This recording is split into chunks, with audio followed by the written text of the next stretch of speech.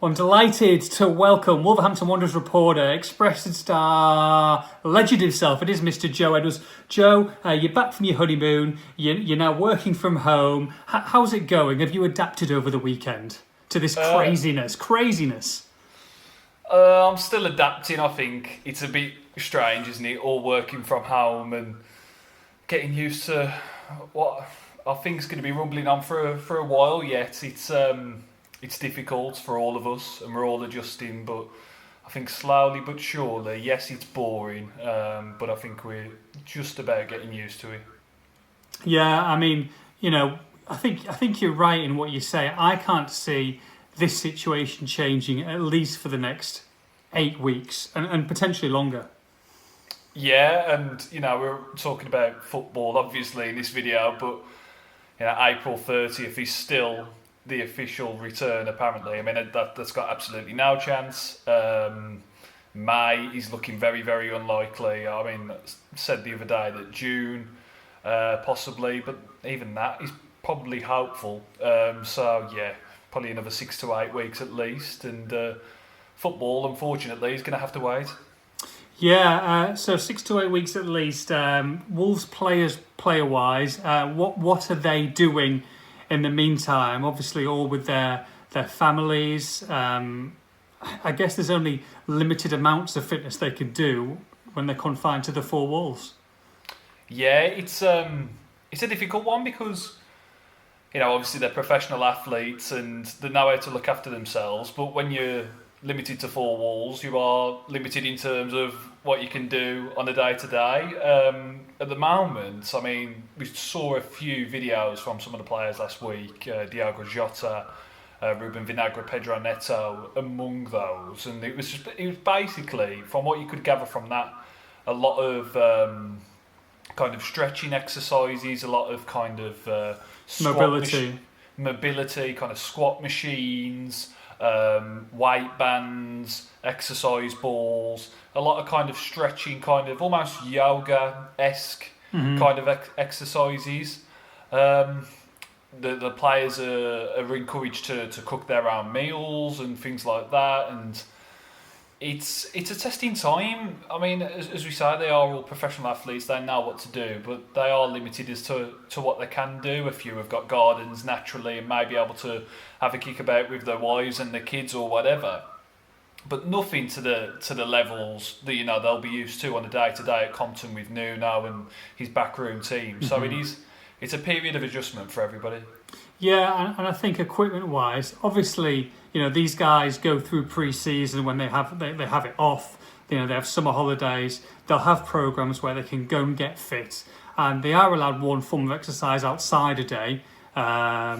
Courtney Hall was actually running past our house the other day on a decent canter. So I assume that a lot of those and a lot of those cardiovascular exercises, they can still get out there. They can still get a sweat on, albeit limited, but they can still do those kind of things. I'm sure they're all on an individual basis and programs from the medical department themselves. Yeah, it's the one main kind of thing that they have been, they've all been given is exercise bikes, which I think Gibbs White in his video last week was kind of showing going at quite a frantic pace on that, and they'll all kind of be tracked as to what kind of information they're getting back. They'll have certain targets to reach, and we'll be setting out to achieve those, and naturally, I guess, hitting them because they're all a fit bunch of lads. But in terms of actual getting out there and running, it's a difficult one. Pedro Neto seems to have been doing a bit of stuff from home, judging by his video. It looks like he's got some sort of private drive or whatever. Sorry for some. And he's been doing a bit of sprints and dribbling through cones, using like patterns in the wall as targets to shoot at.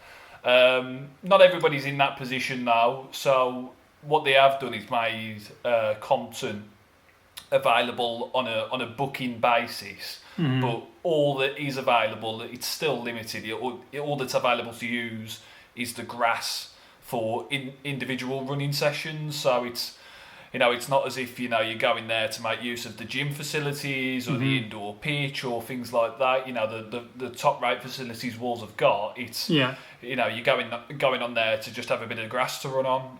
So it is a bit limited as to what players can do. But from what we can see, they're making a fist of it. But Wolves aren't alone in this. It's the same for everybody. So it's a weird time, and but that's kind of that's how it's all at the moment. And I guess regular calls as well, to and back and forth, not just between themselves and the players, but obviously the hierarchy as well. Would you say that Nuno's involved with that? Do you say he's in constant contact with the players, or is this now basically, okay, here you go, medical department, you look after it until I've got some kind of a say as to what's happening? Well, João Leper and Antonio Diaz are the two kind of medical staff at the forefront, and of course you've got Club Doctor Matt Perry as well, who'll naturally be kind of chiming in and keeping an eye on everybody, making sure everybody is fit and healthy at this, very, very kind of scary time, to be honest. And you've got all the backroom team, and Nuno, naturally will be kind of keeping an eye on things as well, whether he's having a hands-on approach at this time.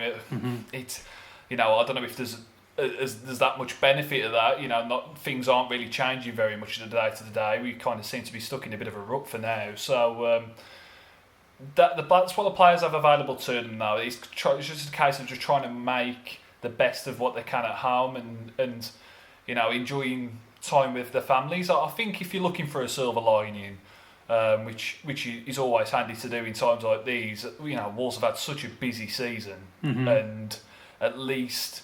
Yes, everybody's in the same boat, but at least they have a bit of time to rest and recuperate.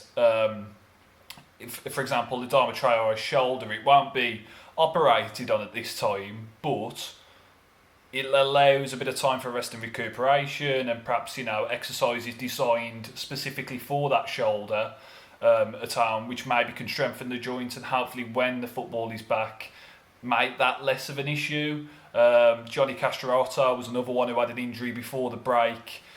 You'd imagine with this time out, he'll be in the same boat as everybody else by the time the football restarts. So it's not ideal. We want football. We'd like the players to be training, playing games, carried on what has been a stunning season. But if you're looking for silver linings, I think there are a few.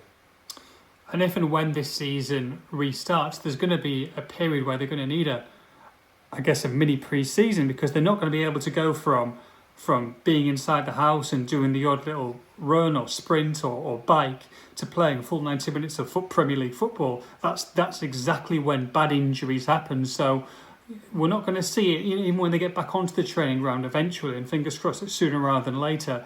There's still going to be quite a period where they're going to have to build up their fitness, football fitness and match fitness, before they're ready to go and play a competitive game of football. And that might mean playing some kind of a friendlies as well, set of friendlies, because otherwise you're going to be in a lot of trouble.